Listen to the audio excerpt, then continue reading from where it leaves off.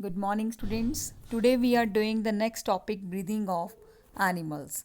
So here in this animation you can see that all living things breathe, and you know that animal breathe in oxygen and breathe out carbon dioxide, and exchange of gases takes place.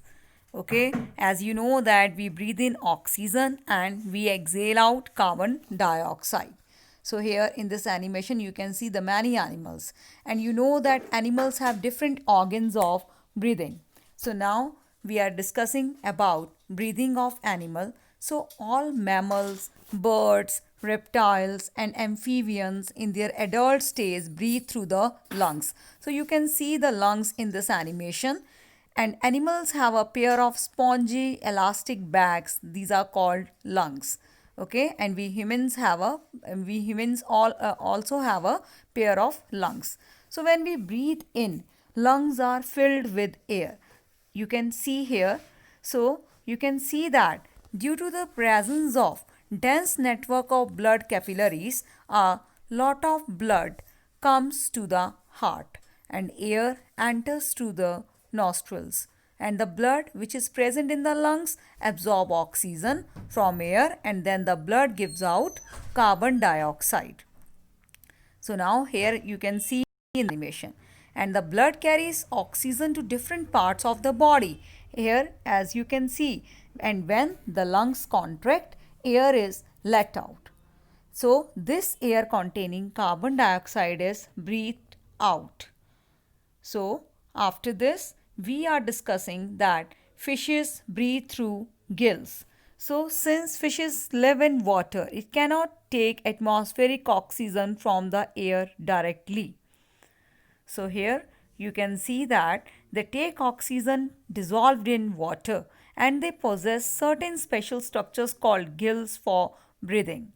So these aquatic animals, they cannot take the direct oxygen. They can take only the dissolved oxygen present in water. So what are gills?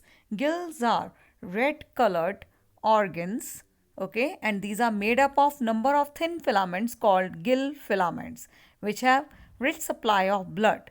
You can see the structure of gill. Gills are made up of Gills help in taking oxygen from the air, from the water. At the same time, carbon dioxide present in the blood passes out into the water. So, after this, we are discussing that how do insects breathe. So, insects breathe through the tubes. So, consider an insect like the cockroach, and its body is divided into three parts. That's a head, thorax and abdomen. So you can see the three parts of the cockroach.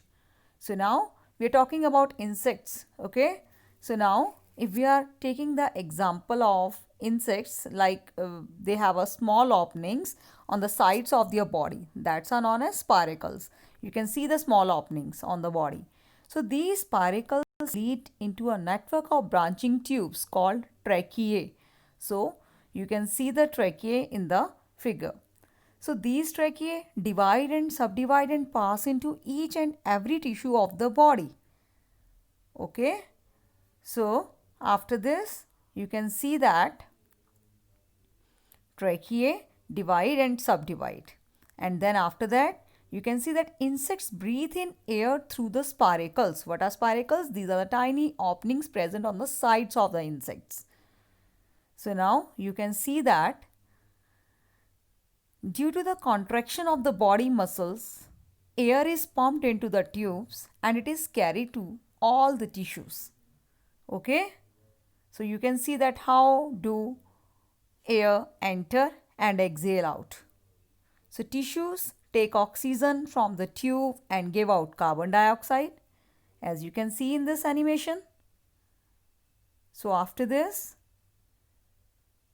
yes, again the air containing carbon dioxide is pumped out through the spiracles with the help of contraction of the blood muscles. So blood has no role in oxygen transport.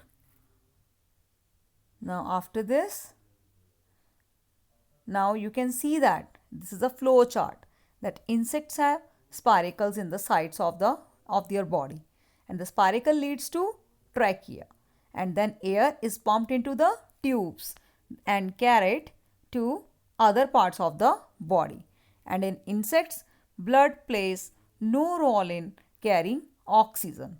So this is the flow chart that how do insects breathe through tubes. Thank you.